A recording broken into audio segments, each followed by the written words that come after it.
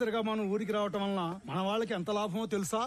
ఏ గమనం ఉండవయ్యా, ఛాన్స్ దొరికిందని సన్మాన సభ పెట్టబాకు. ఏదైనా టీ వాడికి అన్నా టీ. ఆనంద్ ఎట్లున్నావు? టీ టీ గురుగారు తాగండి, హ్యాపీగా కూర్చొని. నువ్వు తాగుతావా? వద్దు. సర్లే, అబ్బోడు పండగ అయినాక డ్యూటీలో జాయిన్ అవుతాడు. అందరికి తెలిసేట్టు నీ పేపర్లో రాయి.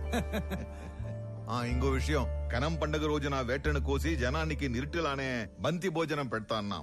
ఎన్ని తెగుతున్నాయి?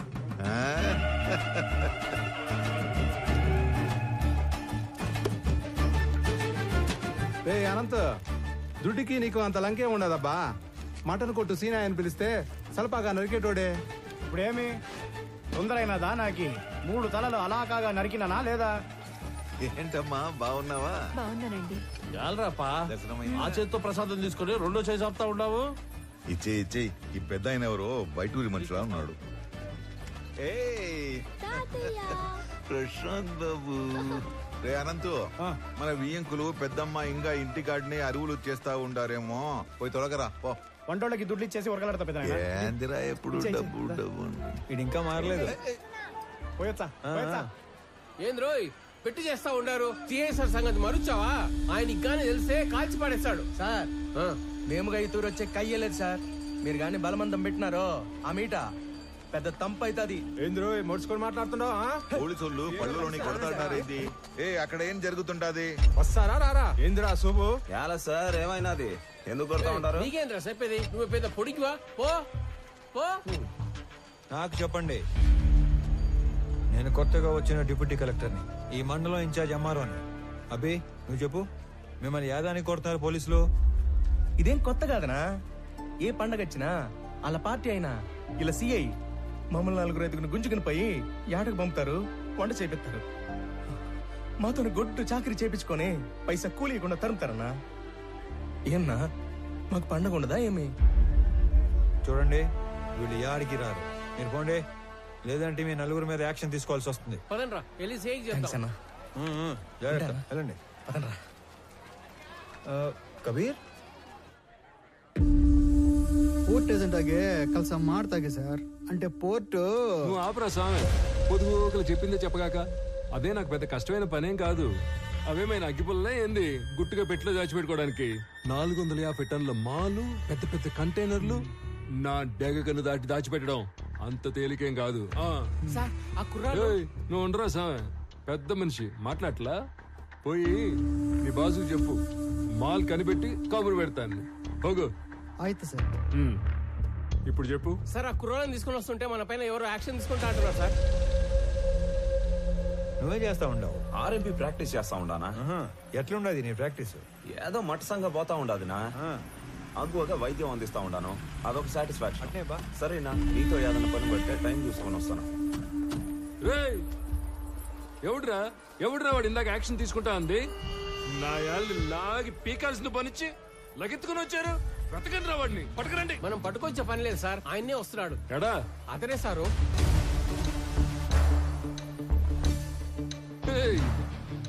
ఎవడ్రా స్వామి నువ్వు? అడ్డ పంచ కట్టుకుని ఆంతను చూస్తున్నావా ఏంది? మా వాళ్ళు 4 దొంగనాయాలు లాకెళ్ళబోతే అడ్డం తగిలేవంట. క్రిమినల్స్ ని పట్టుకోకుండా ఆపడం కూడా నేరమే, తెలుసా నీకు? తెలుసు. నీలాంటి పోలీసులు క్రిమినల్స్ ని నేరం చేసినప్పుడు పట్టుకునేది తక్కువ, అవసరం అయినప్పుడు పట్టుకునేది ఎక్కువ. ఏందిరా స్వామి నువ్వు మాట్లాడేదా? ఏడు నుంచి వచ్చావు? నీ మాటలు చెప్పించుకోవడానికి రాలే ఈడకి. నువ్వెంత యాక్షన్ తీసుకుంటావు అన్నట్టుగా. ఏంది నువ్వు యాక్షన్ తీసుకున్నదా? నువ్వు డిప్యూటీ కలెక్టర్ ఎంఆర్ఓ అయితే పోయి నీ ఆఫీసులో కూర్చొని స్టాంపులు కొట్టి సంతకాలు పెట్టుకో, పోలీసులతో పెట్టుకోగాక. చూడు, నేనేదో సర్టిఫికెట్స్ మీద సంతకాలు పెట్టుకుంటా, రేషన్ కార్డులు పంచుకుంటా ఆఫీస్ లో మాత్రమే కూర్చునే రకం కాదు. As an executive magistrate of this sub division of the district, I'm responsible for operating preventive sections of code of criminal procedure. By the way, ఇక్కడ జరిగిన స్పెసిఫిక్ ఇన్సిడెంట్ లో I clearly observed violation of fundamental rights, which is a crime. Crime me police వాళ్ళే చేశారు కాబట్టి all of you నేనా will have to appear and explain your stand in my office if you extend this issue any further. Sir sir వాడు ఎంఆర్ఓనే కదా sir? అదేంది మిమ్మల్ని ఆఫీస్కి వచ్చి సమాధానం చెప్పంటాడే? ఎంఆర్ఓకి మనల్ని ఎంక్వైరీ చేసే పవర్స్ ఉంటాయా ఏమి సార్? నాకు మాత్రం ఏం తెలుసు స్వామి. వాడు చెప్పిన స్టైలు పోసు చూస్తుంటే ఆ పవర్స్ ఏదో ఉన్నట్టే ఉంది. ఓ ఒరేయ్, సార్ ఈ ఏటికి రికార్డింగ్ డాన్సులు మనకి లేకుండా చేశాడు. రామారావు, మొన్న పండగ అత్తగారింటికి వెళ్ళినప్పుడు మీ ఊరు కులుకు భజన డాన్స్ మిస్ అయిపోయావురా. ఎరా రాఘవ, ఏంటి కొత్తగా గడ్డం? ఏముంది, 4 రోజులు లీవ్ లో ఉన్నా. బద్ధకం. వచ్చే వారం ఆఫీస్కి వెళ్ళాలి, అప్పుడు తీస్తా. అది సరే గానీ నువ్వేంట్రా దూరదర్శన్? పండక్కి తప్పితే మీ ఊరు పక్కకే రావడం లేదు. నీకేంటి రాఘవ, ఏమైనా చెప్తావు? స్టేట్ గవర్నమెంట్ ఉద్యోగం కూర్చోబెట్టి పెడుతున్నారు. మా పరిస్థితి దొరకట్లా లేదురా. చాలా ప్రైవేట్ ఛానల్స్ వచ్చేస్తున్నాయి. మేం గట్టిగా కష్టపడకపోతే నిలబడటం కష్టం. గంగాధర్, నువ్వు ఎంత కష్టపడ్డా నిలబడటం కష్టమే. ఆల్రెడీ జెమిని టీవీ, ఈటీవీ అని ప్రైవేట్ ఛానల్స్ టౌన్ల వరకు వచ్చేసాయి. నెక్స్ట్ ఇంకా ఊళ్ళకే. నానా సలీం, మీరు కష్టపడకపోయినా అంతే. సెల్ ఫోన్ టెక్నాలజీ చాలా స్పీడ్ గా వచ్చేస్తుంది. నియర్ ఫ్యూచర్ లో మీ ల్యాండ్ ఫోన్లు అన్ని మాయమే. అందుకే మేమంతా కష్టపడి మా డిపార్ట్మెంట్ నిలబెడతాం. అబ్బో, చానాలకి చిన్ననాటి స్నేహితులంతా ఒకే చోట చేరారే. ఏంటి రామారావు, మన ఊరికి ట్రాన్స్ఫర్ చేసిన తర్వాత చేతులు కట్టేసినట్టు ఉండదా?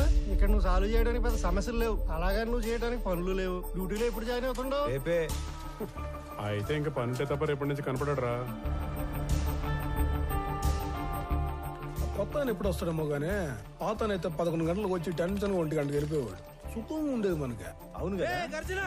ఆడేం చేస్తా ఉన్నావు? సార్ వచ్చేసి ఉన్నాడు, జనాల్ని కలుస్తా ఉన్నాడు. సార్ వచ్చింది. సార్ పట్టుకోండి, పట్టుకోండి. సార్ వచ్చేసాడు.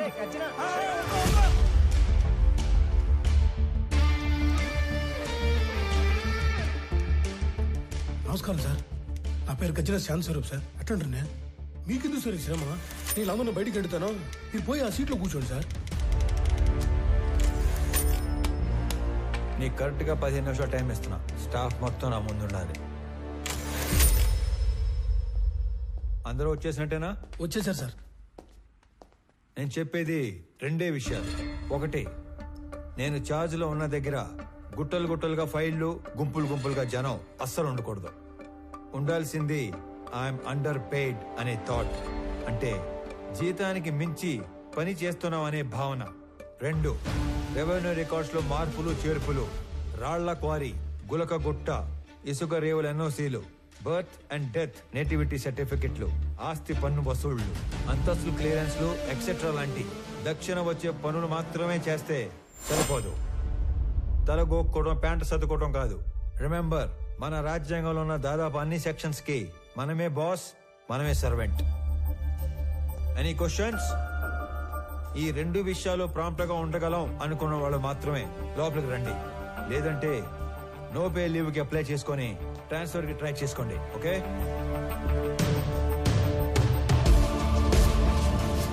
There is no privacy, no protocol in my office.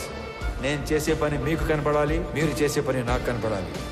Only progress that matters.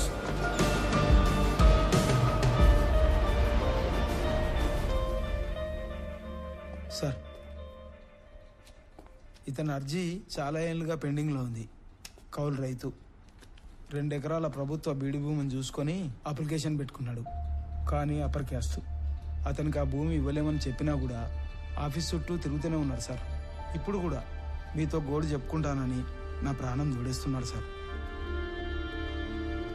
అయ్యో, రైతు తన 10 వేళ్లు మట్టిలో పెడితే గాని మన 5 వేళ్లు నోట్లోకి వెళ్ళావు. అడంగల్ 13వ కాలంలో అతను పేరు రాసి తీసుకునిరా, నేను సంతకం పెడతాను. గవర్నమెంట్ కోర్టుకు వెళ్తుంది. అది కోర్టులో తేలే లోపు నేను రిటైర్ కూడా అవుతాను.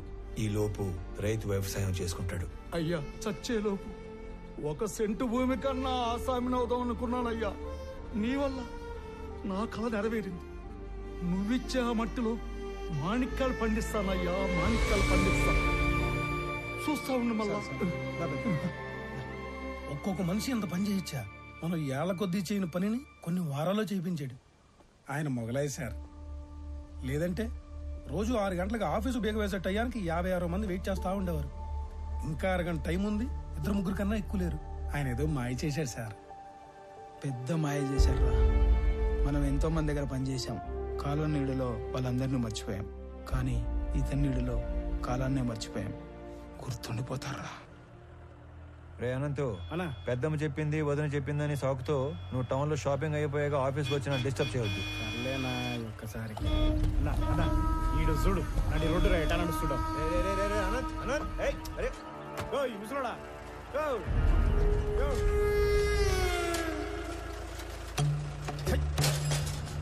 చూడనంత గట్టిగా మూసేసి వెనకొచ్చేటి బండు తొక్కే పైపోతావు సంపుతా నా కొడక నీ దూకుడేంద్రా పెద్ద పట్టుకొని. పదన్నా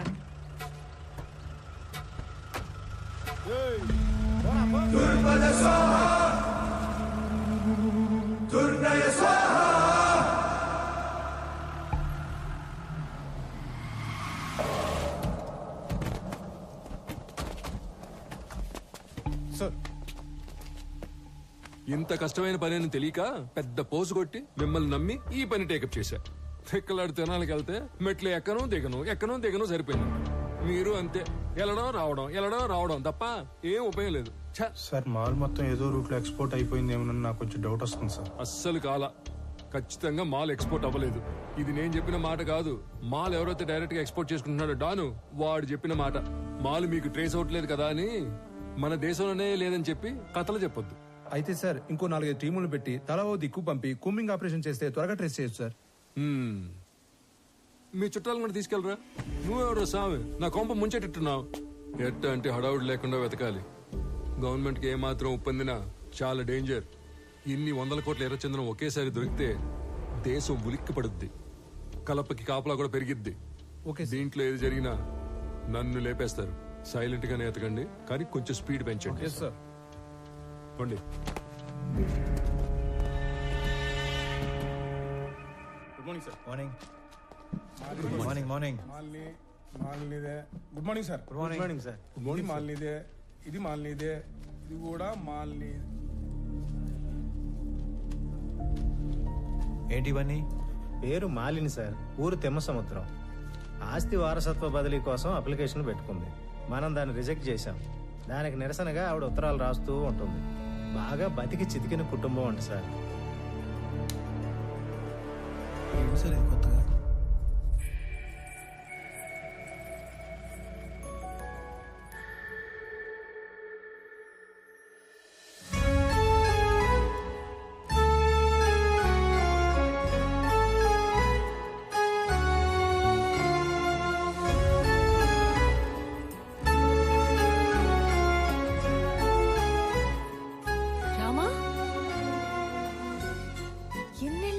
చూసి. అయినా నువ్వు అసలు ఏం మారలేదు. రా కూర్చో. పర్లేదు, ఇక్కడ కూర్చుంటాను.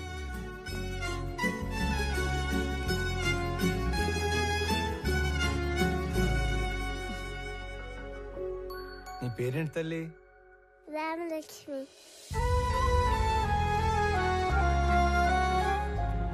ఇప్పుడే వస్తాను. స్కూల్కి వెళ్తున్నావా?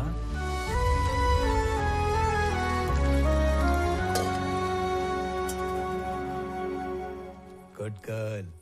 తీసుకోరామా. ఇప్పుడు చెప్పు, మన ఊరికి ఎప్పుడు వచ్చావు? నీకు ఒక్కడే కొడుకు కదా? బుడ్డోడు ఎలా ఉన్నాడు? ఏంటి ఏం మాట్లాడావు?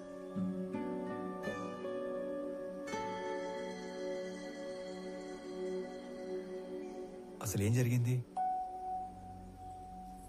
రామా, నువ్వు వెళ్ళి ఆడుకో తల్లి.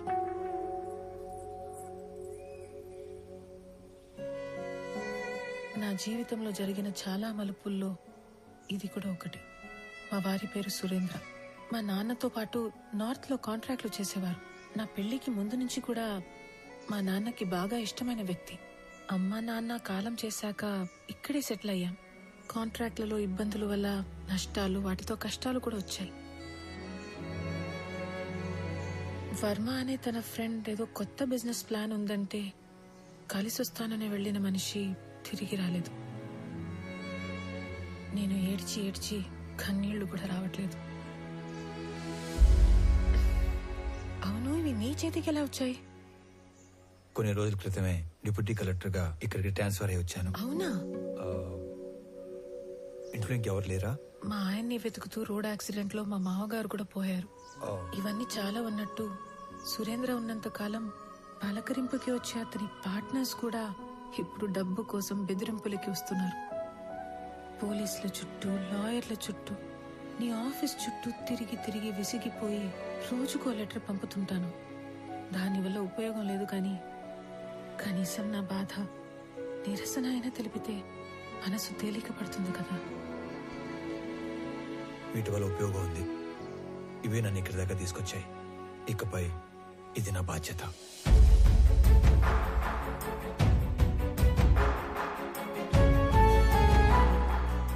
నా వల్ల ప్రేమలో ఓడిపోయినా ఆ బాధని లోపలే దిగమింగుకొని చిరునవ్వుతో వెళ్లిన రామ నాకు దూరమయ్యి దాదాపు 7 సంవత్సరాలయ్యింది. దిక్కుతోచని పరిస్థితుల్లో ఉన్న నన్ను వెతుక్కునొచ్చి భరోసా ఇచ్చి వెళ్తున్న రామాని చూస్తుంటే చాలా జ్ఞాపకాలు గుర్తుకొస్తున్నాయి.